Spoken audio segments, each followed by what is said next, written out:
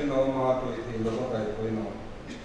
so moi lo ka tu no ma ro tu ka kai koi no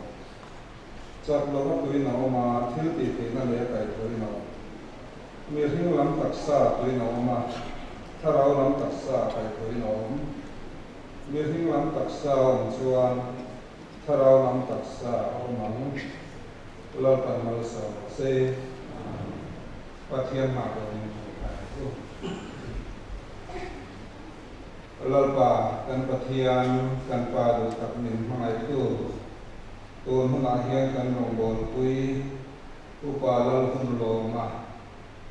thana nein ibia ku thiang hima ima anin ko mani he hun mising to na chuan do lo takania amai ro se rong bol tu nani i choi moi no hun ro pui takani thungani he huna hian pathian fakta kan nei sia kan tha chuak thi chak lo te ti chak tu lungai te thamuan tu mi thi te kai tho thi tu pathian kan le wang hian kan lo ma lo lu kan soe he in khom hinangin thara vin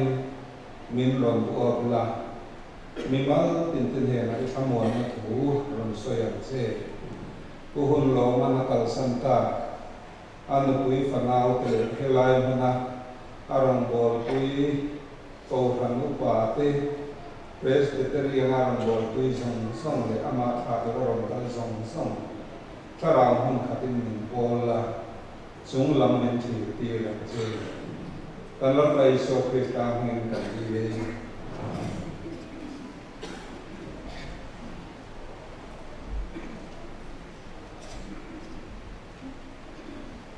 Tuna suanin upa hun lo ma chan sin sei torin upa lo tak moya ko han secretary lo so ni na lu upa lo hun lo ma chan sin lo ngai kha tu pian le mu ma upa lo hun lo ma hi upa chong so ma le cái lồng hoa cái tế pha bằng cái gì ngã có vẻ độc tu anh ấy đã ní sông thì bằng thì thằng sông bằng thì sáng cái sự quá sông ngã bằng thì à có dung xây qua à đầu bia ngã cái dấu thằng pa này ní sông thì bằng thì thằng sông bạc hạt sáng cái sự quá sông biết để bạc tung à anh ấy đã pha mấy chia bằng thì để tu bằng thì anh ấy đã cùng sáng cái sự quá sông biết để passaria notice ko dun se tagin bong ko na no pen ani zirna lam primary and high school khan hi notice ko dun se azira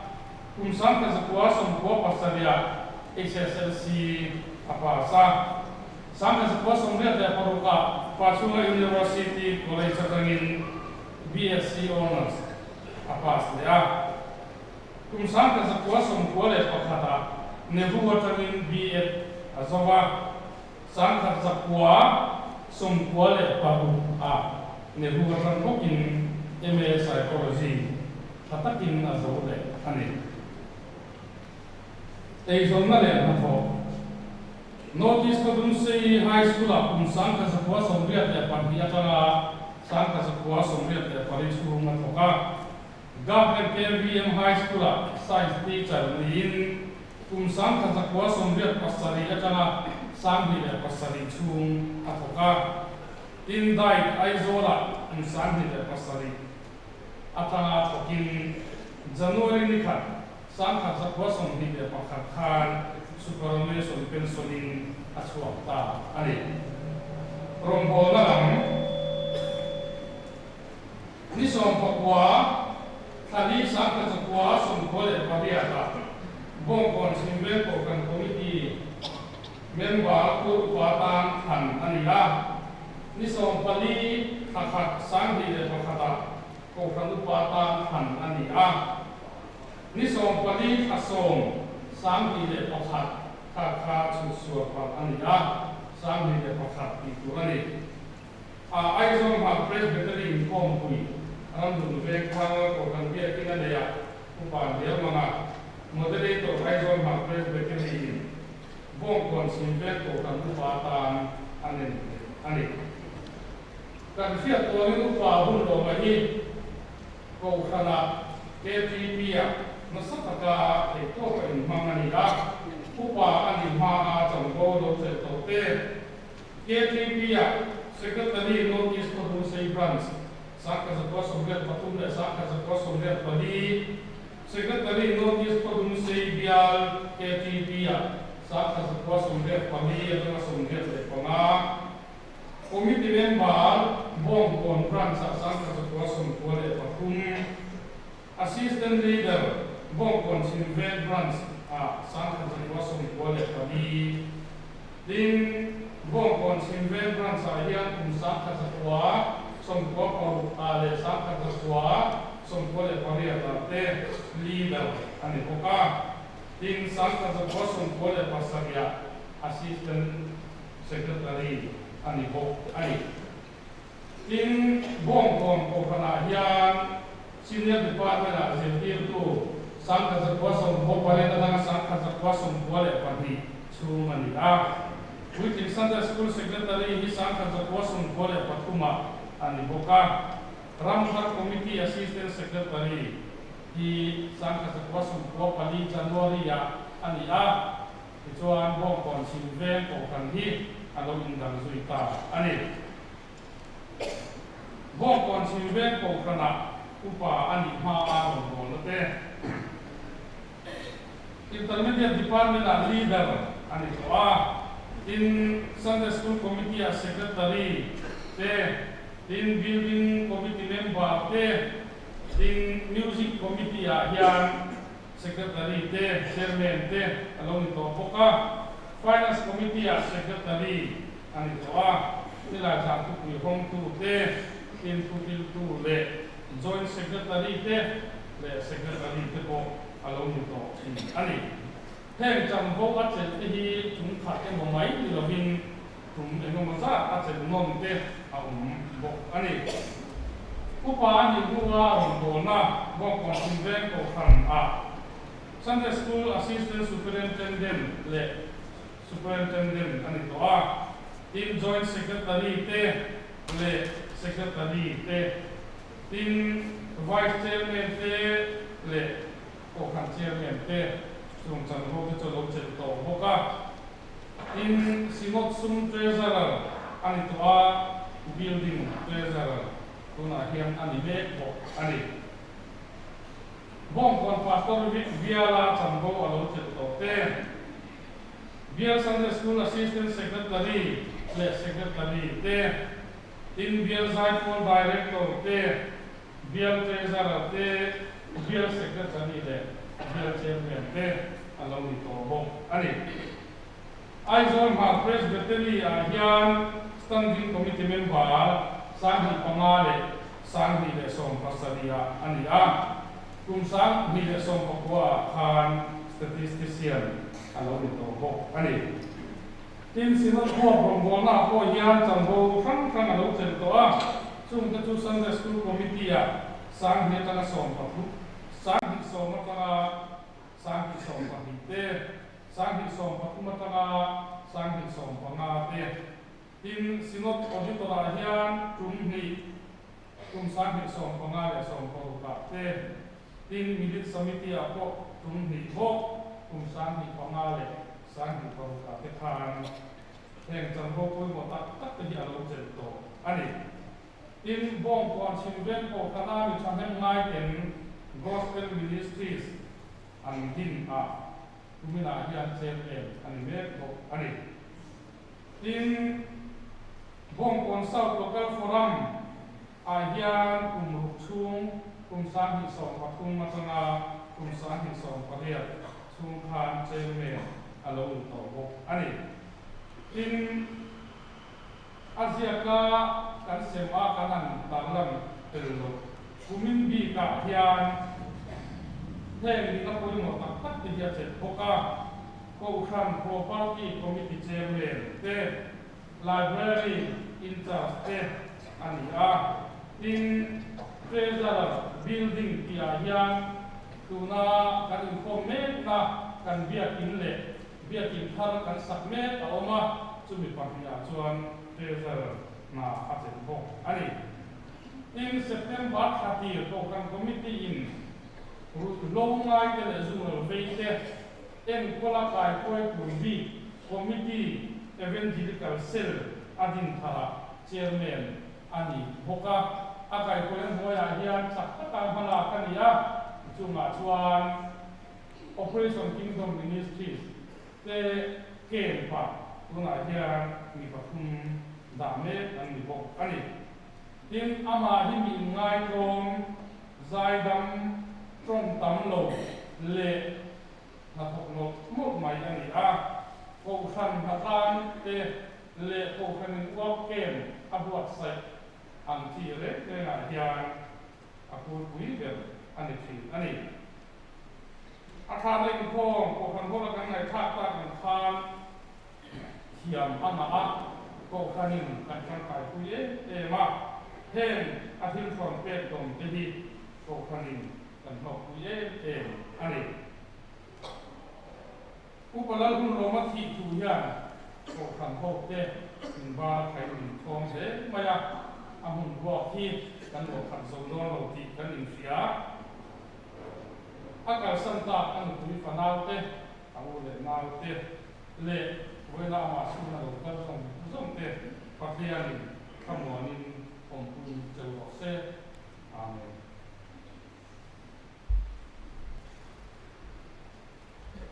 Ko kan zai ko kan sona ni hua chuan gel zai ko ni ti de ha do ni ko kan zai ko kan sona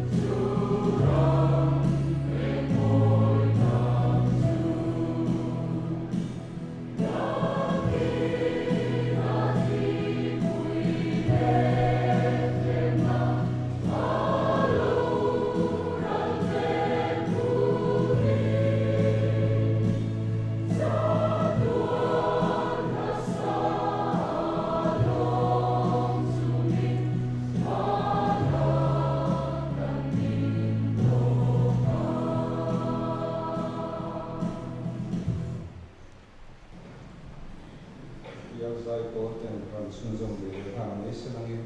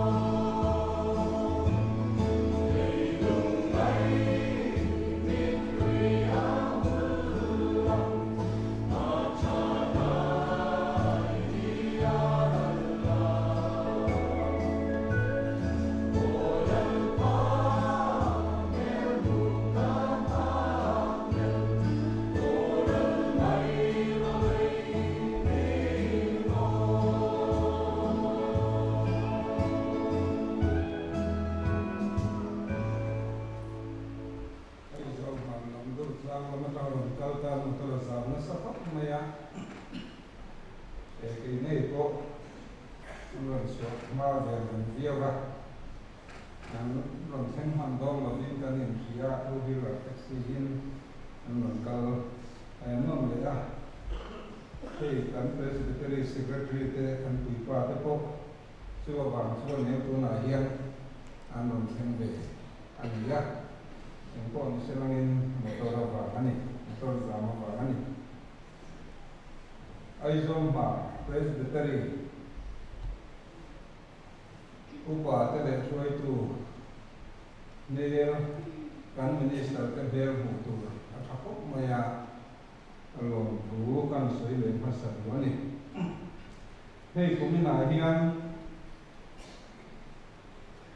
kan presbytery kan van buai midon akre fupa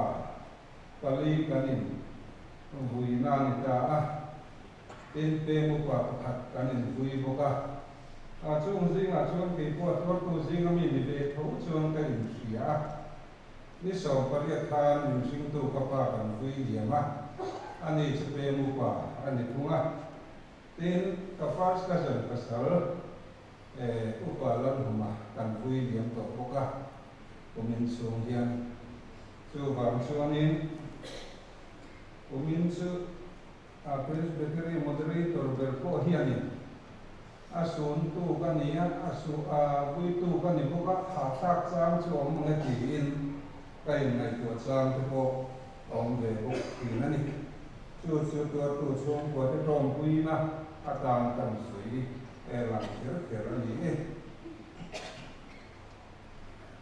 pathian pui ngai thang o Filipi bung thum chuang so pathian bangin muto ring ti kan lova fam kim to ring ti kan heklo Krista mi man chan su kaman thi da lo mati in au min ka so kan una pe umana kai ngai lo amai ro chu he thil pakhathi ka ti thi nung lama thil lom te chu thei hila man lama thil lom te chu banin Krista Isu pathian sung lam ko chan lo man turin tiang chin lam chu papan tra lani chang som he ran khang ngai thale langin ini zong van phule tui kan sia van tang min chandam tu lali so Krista local to ha her takin kan hirani ani chuan thoin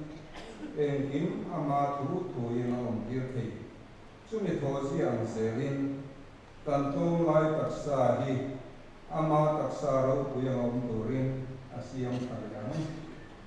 kamwana thugan soibai la number zahi songa nero kilo thengro ta ta nakin hun to ton kan sakto kan soilong ni selangin tin ren zo chuama bong kon pa torgial hong tu sa ter kamal sona mi ko turin kan som don bokani Krista Isu pathian sung lam ko chan lo turin tir ko ko la hi kan thia tangin tir ko ka thil ti kong thum chang nga chang ve la kha Damaska Kodaya bung ko chang nga chang tung chang ve la kha Damaska Kodaya erin atin so chun thu ti kan sia chumi atwan chang la li suan amanta chu la li suan aman chan koi kir le to mi alavin chu rong bo nga chu thok charani chu Krista Isu mi man chan chu kaman the da lo mo ti tiam sin lam kapan tra la ni ti in asoyani arong bol chung khan har sa na sa ta ka to thi kan sia tui phim ria ta ba ko ma te ta ni na te hoi tam tak vuông na te thì lau ko ma te aum thi nan tin kan soi seng lo bang mu sit na huna te chu tiang chuan lunga den na huna te om thin chung song a tuar na chan a khai khom na chuan Krista Isu mi man chan pathian chung lam ko chan lo man turin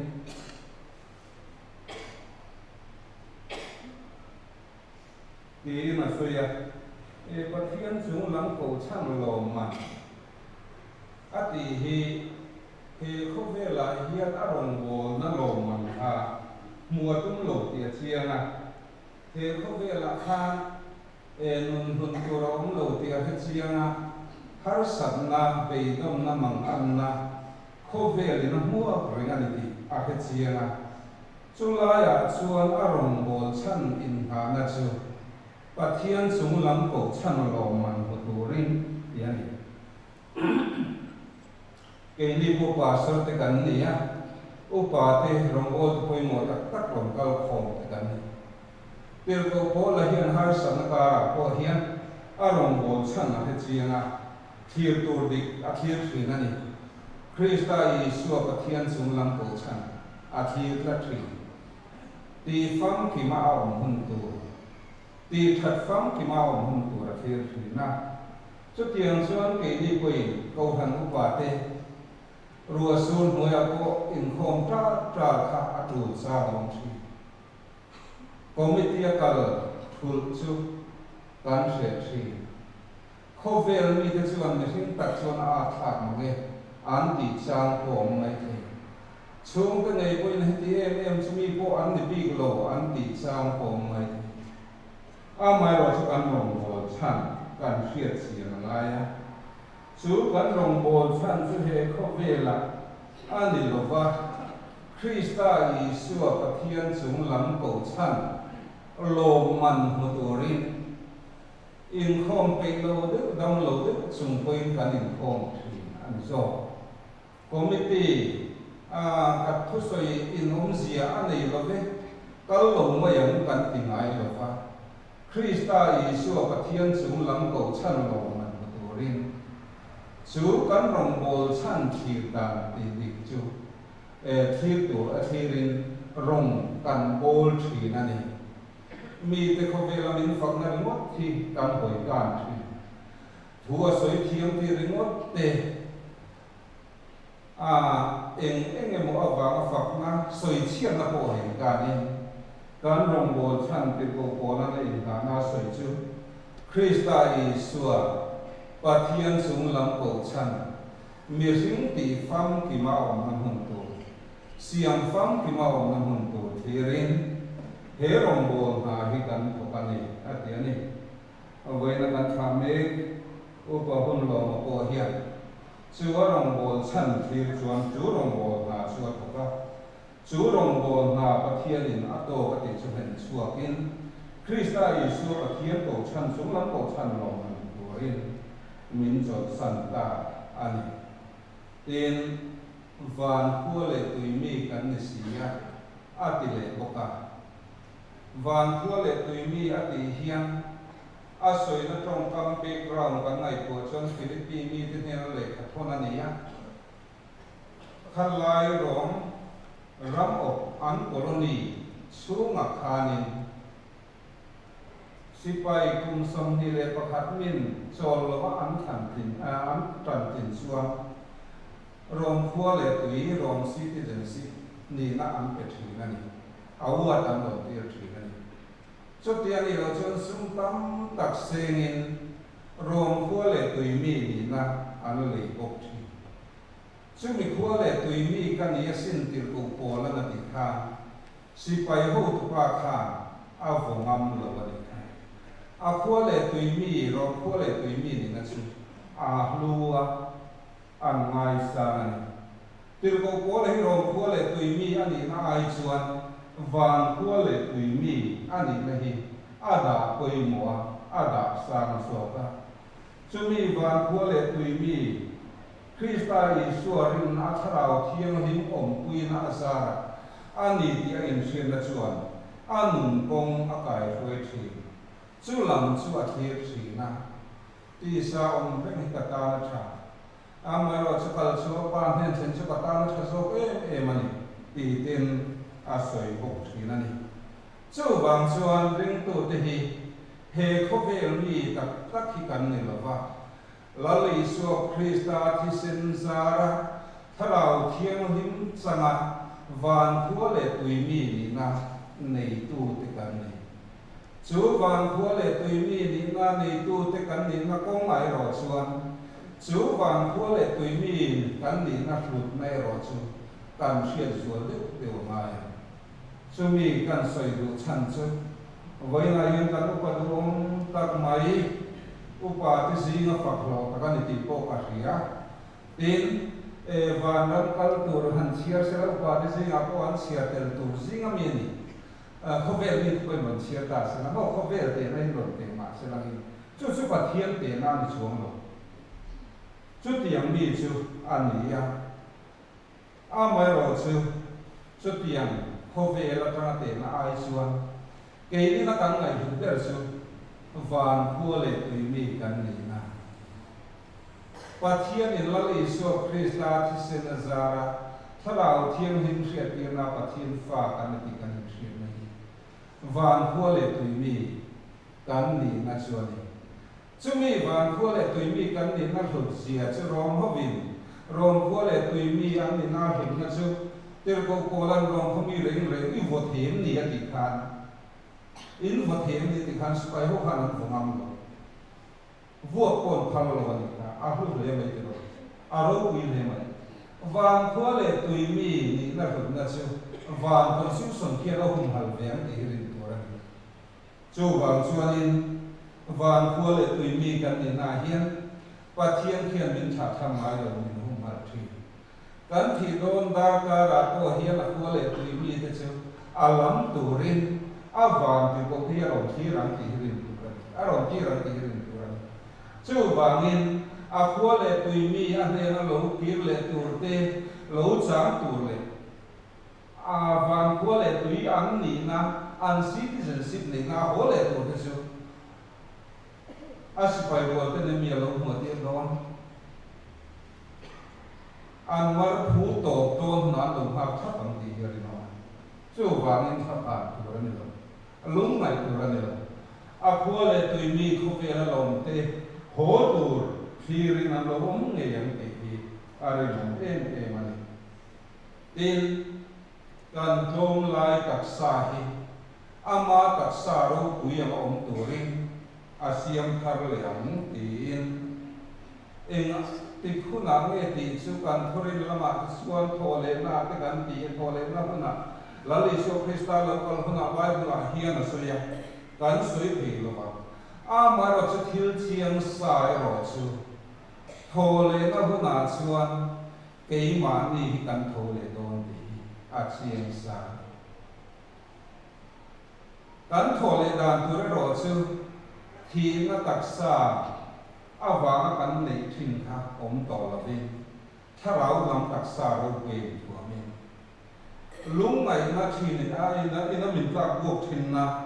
khan lung ngai na te khan nei to lo vin nat na om to lo vin kan tak sa khan na na ngam do lo ti na ni chu eng nat na HIV ani mo kan sa mo khan a ti boi pha do lo chu tak sa ro pui sin thua tur chuan kan tho le do liềm hi cái nó tìm bồi phát của nó đặc sản đâu với tôi là cho liềm hi tìm bồi phát đặc sản thành cua thế thì đặc sản thành cua thế cần mỏng ăn là cần phải quân là cần sản nó làm thế nên đặc sản thành cua miếng sinh tên mình thì bị đổ thôi là Isu Krista và thiên linh mà anh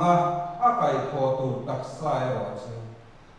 đặc sản đâu quý anh ấy thì này nó làm to lung ngai ka na om to lo nan na in na am to lo chu tak sa chuan ril tram tui ha ra to lo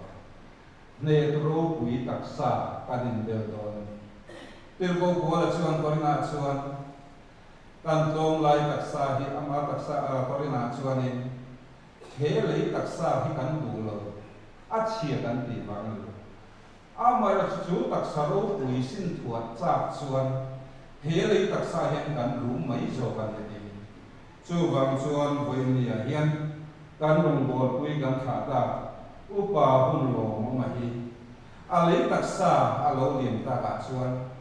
ปัทเทียนทุเดียงจะđặc sa loคุยโซที่ในนามต่อรู้ไม่จานอ่อนต่อลงนะหรือจานคุยหาลงต่อลงนะนัดในนามต่อถ้าเราหลังđặc saสิ้นตัวเรียนปัทเทียนในละลิสวคริสตาอัตลันชันเฮโคเวลารงอบอลรามรามชันปัทเทียนจุงหลังโกชันโรมันตัวเรียนกันขาเลี้ยงตัวสอบนี้เราเป็นเราสอนเราเสีย trong tay sạc lâu hơn không tổ ring ô bà lần đồ là test để cái này bây giờ là sao nữa trong trại luôn Olalpa ai cho mà quen được cái gì à đồng hồ của ta một bà la luôn lo với mi à quen được cái gì sự là ngay cả mấy cái mặt anh cái nó rồi phải là chuyện việc thân xác của cái đấy mình là bắt đầu xem cái khám ạ cần gì á nên qua cần không phải đâu cần lấy là cần lấy lắm cần bị chua đừng ngồi hao thế bay cần đúng chăng lệ cần đúng đàn cái hiền cần bị gì cần xử gì ta là thế cái gì mà xe bị cái đàn chua khi thấy cần thổ nó chủ lâu đi hao lâu vậy à người khi anh cần lâu rất thì tao đều có Krista o le ma pa min be sa ko ba min mo kan ti ka se chu mi wa tak chuan al pa ro chan se thei lo bol go kai lo chuai thei lo pa na mi chu an rong bo pui me ko pa hu na ya a chan to le an ti kan ri la chu chuan min be chu chu an lo ban long bu an ki la se lal pa mình là trong bộ quy hóa đặt giải tâm anh áp mình ngay trong tập anh có cả trong bộ nó cũng là in pet là để trả thêm lại na anh là để Phật làm nó năng mà trời bồi cũng là để có lo cả trả thêm lại nên năng mà trời bồi sẽ anh là phan sự tu năng mà để ít năng kia Hãy subscribe cho kênh Ghiền Mì Gõ để không bỏ lỡ những video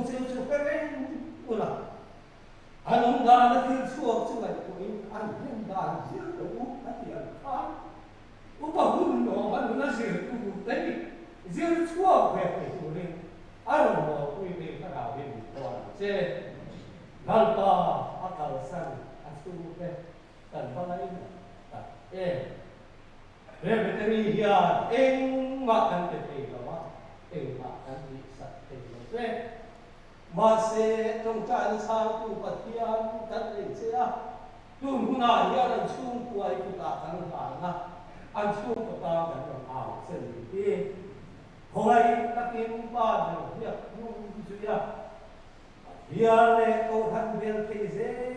tu rin ta ra piang hi ko ta Hẹn khi nó ta mưa chẳng bian iom na van thì đi làm gì ôm mà thiên chuan thà là vinh anh chuông của cô là anh đi đến đây bà sống nát đấy irong anh buồn mà bên khăm khăm ngặt đến dẻo là khăm buồn tu mà thiên chuan khăm ngặt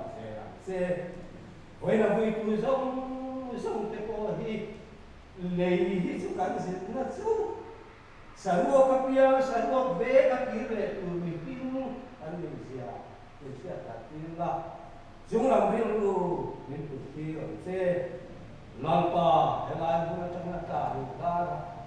hắn sản xuất thể là ta biết tu sống đúng điều là tan hung theo tan là kinh việt quay về xe ô thằng nào Lalu menurut kisah dia bangkitkan ring. Hoi tadi kau hang komiti tentang ring, kita tinggal jauh lah. Hen paduka anai nate, angkat ansun lagi. Kau hang hutan dia tarau amal balsona, lalu diurin. Atau dengan balsona, tidak se. Hen kan siapa yang namanya? Dalam Aisyah Krista ini.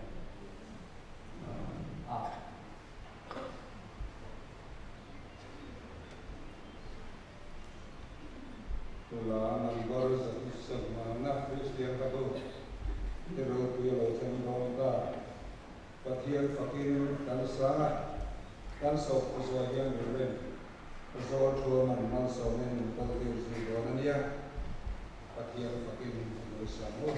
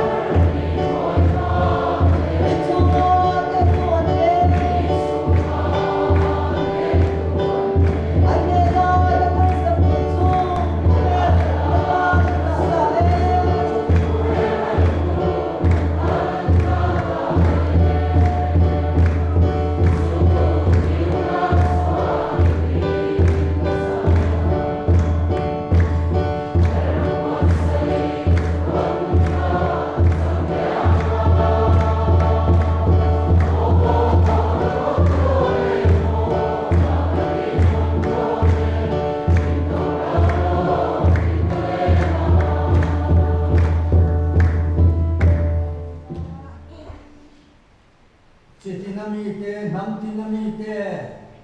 mitinamite,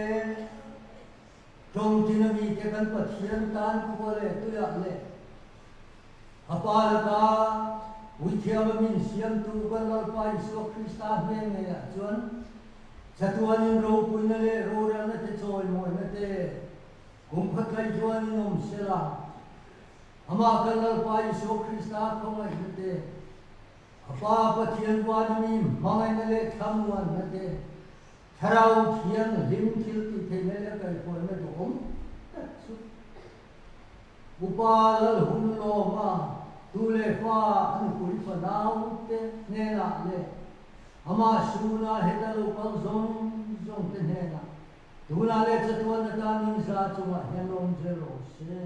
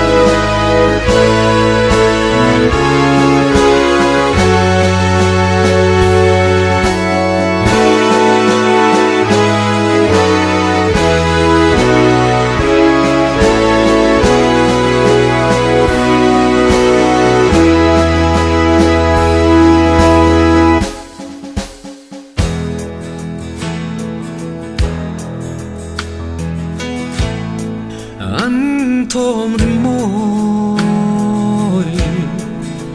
chui sai si bay pol to trot richuจะตอนเดียราจะลอยตูรินมันพาเลียมตาเจมิดตุยเมลูกที่เร็วเปียราคงกันกิรติยังเวอังเอ็มไทยจังเซ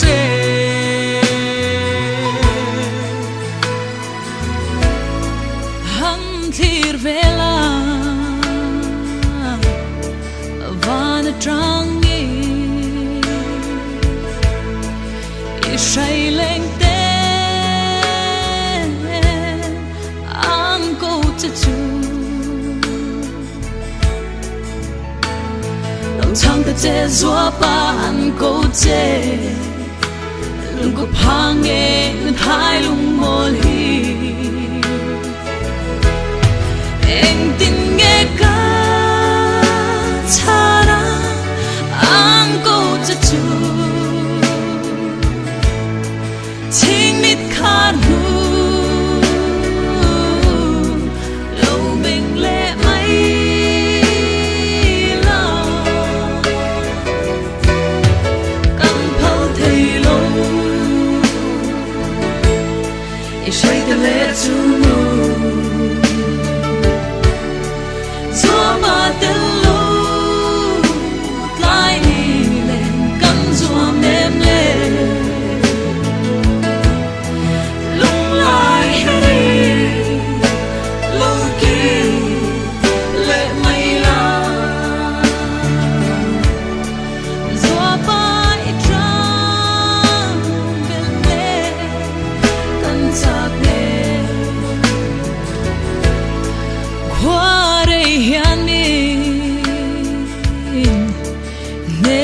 Timo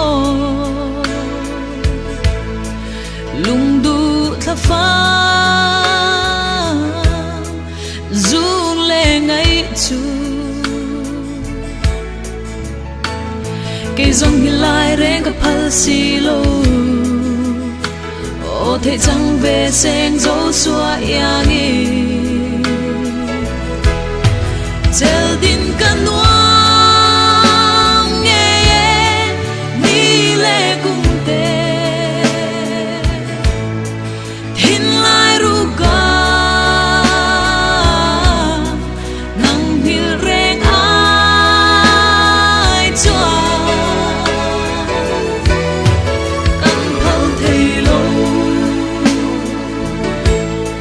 Shake the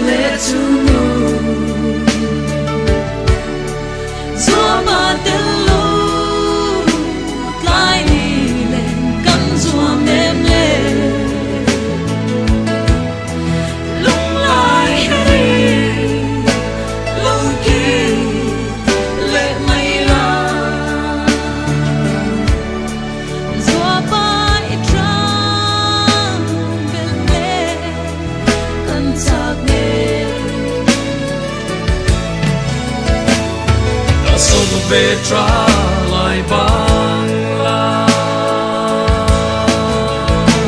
để chính dung dung tôi loa chắc con ra mang lên dung turin cần chân đâm